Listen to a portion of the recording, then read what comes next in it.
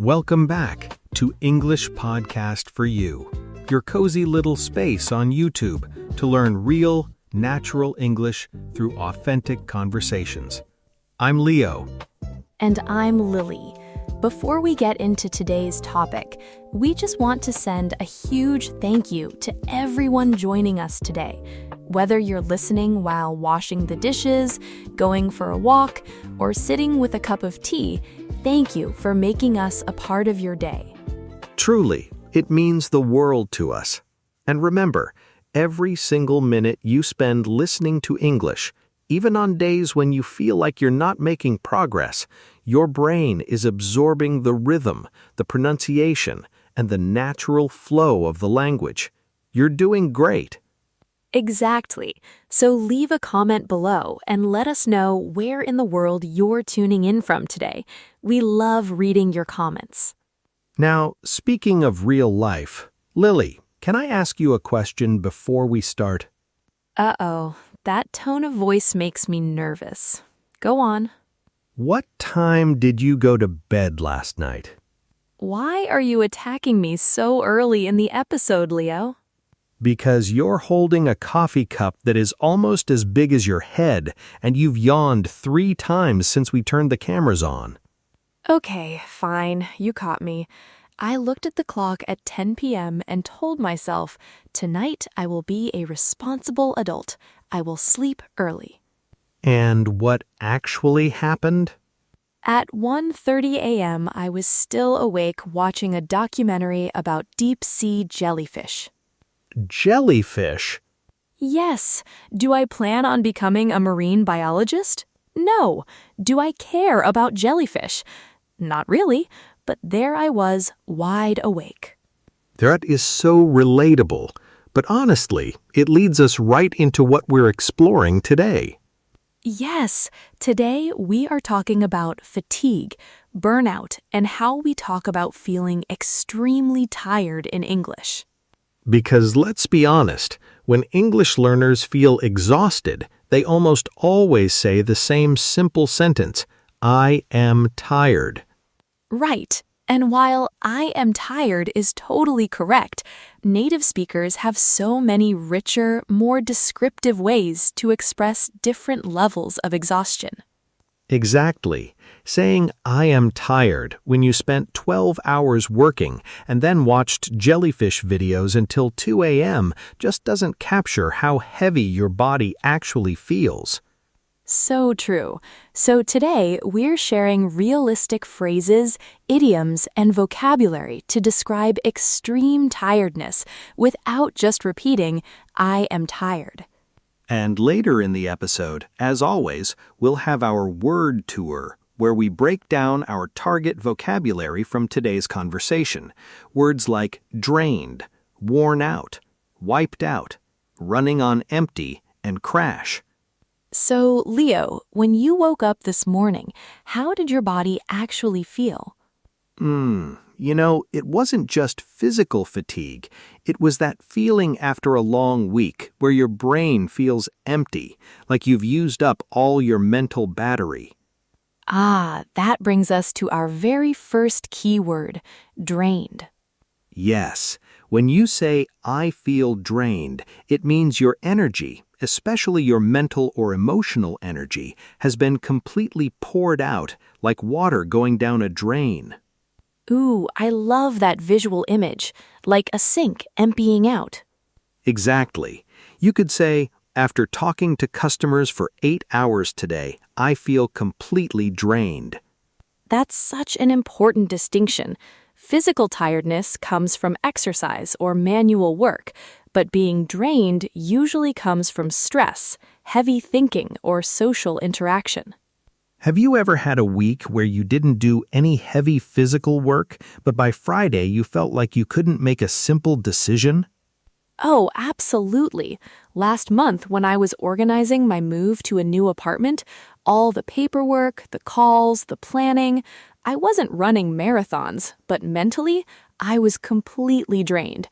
I remember sitting on my living room floor looking at a cereal box for 10 minutes because choosing what to eat felt too hard.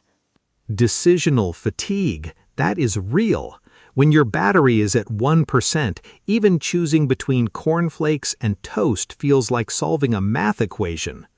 But you know what's interesting? There's another expression that sounds similar but feels a little different. Worn out. Ah, worn out. Think about an old pair of shoes or your favorite denim jacket that you've used for 5 years. Right, the material gets thin, weak, and damaged from constant use. Exactly. So when a person says, "I feel worn out," it implies that long-term effort or continuous stress has slowly broken down their energy over time. So drained can happen fast, like after one difficult meeting, but worn out happens slowly over weeks or months of continuous hard work. Precisely. For example, he's been working 2 jobs for 6 months without a break. He looks completely worn out.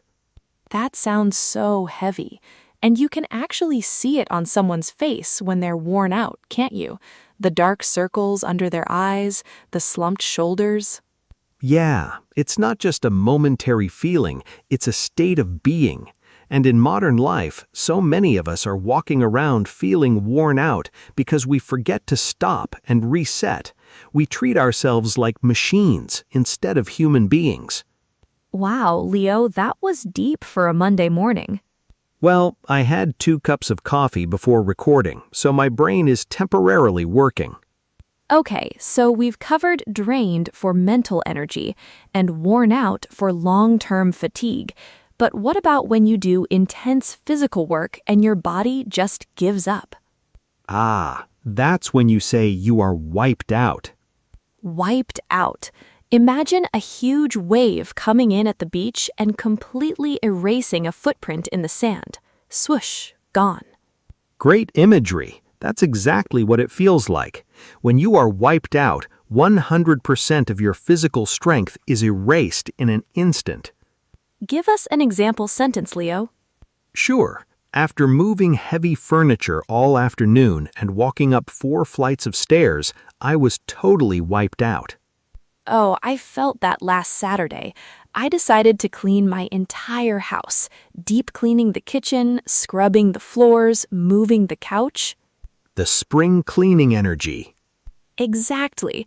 At 10 a.m., I was super motivated, listening to music and dancing with a broom. But by 4 p.m., I collapsed onto my rug. I couldn't even lift my arm to reach my phone. I was completely wiped out. Isn't it crazy how quickly our confidence leaves us when physical exhaustion hits? In the morning, you feel like a superhero. By late afternoon, you're lying on the carpet wondering why floors are so hard. Truly. Now, there's one state of tiredness that I think almost every English learner listening right now has experienced at least once. Which one is that? Running on empty. Ooh, that is such a powerful idiom. Running on empty. Think about a car. The red fuel light is flashing on your dashboard. The tank says 0 miles remaining, but the car is somehow still moving down the highway. Right, you have no actual fuel left, but you are forcing yourself to keep going because of willpower, coffee, or deadlines. Exactly. When you say, "I've been running on empty all week," it means you have 0 energy reserve left, but life won't allow you to stop yet. That feels so real, like when students are preparing for final exams, or when parents are taking care of a sick toddler while working full-time. Yes, you're not sleeping enough, you're eating quick meals, and every muscle hurts, but you keep pushing forward. Have you ever had a time in your life when you were running on empty, Leo? Oh, definitely. A couple of years ago, I was balancing a full-time job while trying to launch this podcast and taking night classes. I was sleeping maybe 4 hours a night for 3 weeks straight. 4 hours? How did you survive? Caffeine and sheer panic. But honestly, by the 3rd week, I was so running on empty that I put my car keys in the refrigerator and tried to unlock my front door with my supermarket loyalty card. No way! Your loyalty card? I stood outside my door, tapping the plastic card against the lock for a full minute, wondering why it wasn't clicking. That is what happens when your brain is running on empty. Oh dear. Okay, so what happens when you keep running on empty for too long? What is the final destination? You crash. Crash. Exactly. To crash means to suddenly and uncontrollably fall into a deep sleep or total exhaustion because your body simply shuts down. Yes, it's not a graceful bedtime where you put on pajamas, brush your teeth, and read a book. No, no, no. To crash means you lie down on the sofa with your shoes still on at 7 p.m. and wake up at 6 a.m. the next day confused about what year it is. Yes. As soon as I got home from the airport, I crashed on the bed. Or, after my final exam, I went straight home and crashed for 10 hours. It's almost like your body hits an emergency shutoff switch. It says, "That's it, no more coffee, no more work, we are turning off the system right now." Exactly. And it's so important to recognize when your body needs to crash before it forces you to do it at an inconvenient time. You know, Leo, talking about all these words, drained, worn out, wiped out, running on empty, and crash, makes me think about how heavy our modern schedules are. It really does. Why do you think so many of us struggle to admit when we are exhausted? I think there's a lot of pressure today to always look busy, productive, and successful. If someone asks, "How are you?" the standard answer is often, "Oh, super busy," like it's a badge of honor. Right. We pretend that feeling drained or worn out is a sign of weakness, when really it's just a sign that we're human. Exactly. And for our listeners who are learning English while working, studying, raising families, or moving to new countries, learning a new language itself takes an immense amount of mental energy. That's such a great point. Studying a foreign language actually leaves your brain feeling drained because your mind is constantly translating, listening for patterns, and trying to remember vocabulary. So if you're listening to this right now and you feel tired after 15 minutes of English practice, don't feel bad. Your brain is doing heavy lifting. It's completely normal to feel a bit wiped out. Well said, Lily. And now, to make sure these 5 powerful expressions stay in your memory naturally, let's step into our calm word tour. Yes, let's slow down the pace a bit.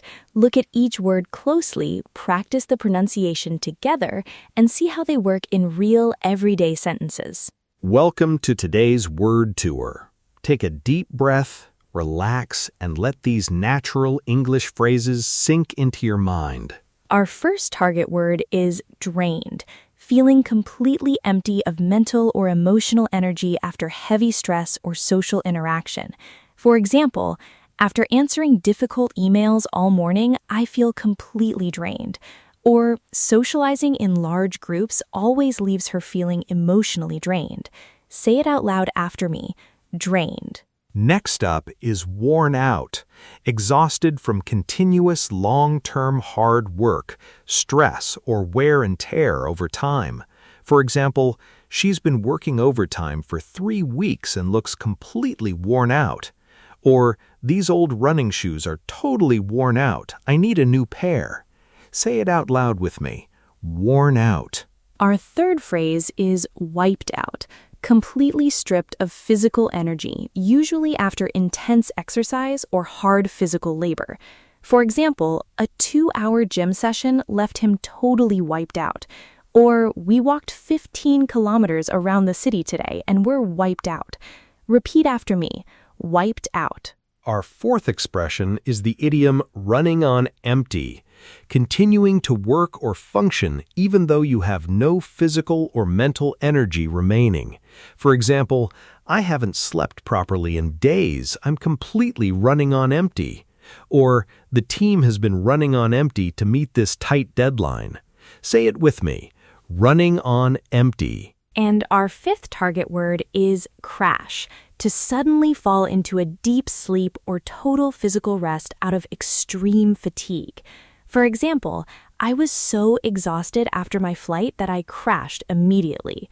Or, he usually crashes on the couch right after dinner on Fridays.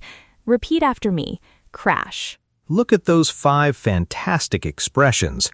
Notice how each one paints a specific, vivid picture of how you were tired, rather than just saying, I'm tired. Exactly. Using words like drained, worn out, wiped out, running on empty, and crash will instantly make your English sound more expressive, natural, and fluent. So take a moment right now in the comments section below and write one sentence using your favorite expression from today's episode. We check every comment and love seeing your practice sentences. And if you're feeling a bit drained today, remember to take care of yourself. Get some rest and give your mind the pause it deserves. That is so important. When you push through that mental fog without giving yourself a rest, you end up making simple mistakes that you wouldn't normally make, like putting my keys in the fridge. Exactly. But beyond just the physical feeling, what do you think is the hardest part about recovering when you've reached that point of total exhaustion? Honestly, it's learning how to say no to things without feeling guilty about it. When you're used to saying yes to every project, every social event, and every request, stepping back feels almost impossible. That hits so close to home. We feel like if we take a break, we're letting people down. But if you keep pouring from an empty cup, eventually there's nothing left for anyone, least of all yourself. Right on the head. True discipline is actually knowing when to rest so you can keep going for the long haul. Consistency over intensity every single time. Exactly. A 20-minute daily habit that you can sustain for a year is infinitely better than studying 5 hours a day for a week and then getting so wiped out that you don't open a book for 3 months. That is such wisdom right there. So if anyone watching this right now is feeling overwhelmed, just take a deep breath. You don't have to master everything today. Just showing up and listening is a win. Absolutely. Every small step counts. And remember, matching your tone of voice to words like drained, worn out, and crashed makes your English sound so much more expressive and genuine. It really does. It bridges the gap between just reciting vocabulary words and actually connecting with the person you're speaking to. Which is the whole point of learning a language in the first place, to connect, share experiences, and feel understood. Well said, Lily. So if you haven't joined the conversation in the comments section yet, don't be shy. Share your thoughts, practice using today's vocabulary, or just say hi to your fellow learners from around the world. We read through all of them and love seeing your sentences. Thank you so much for spending your time with us today. Take care of yourselves, get some good rest, and we'll see you in the next episode. Bye, everyone. Happy learning.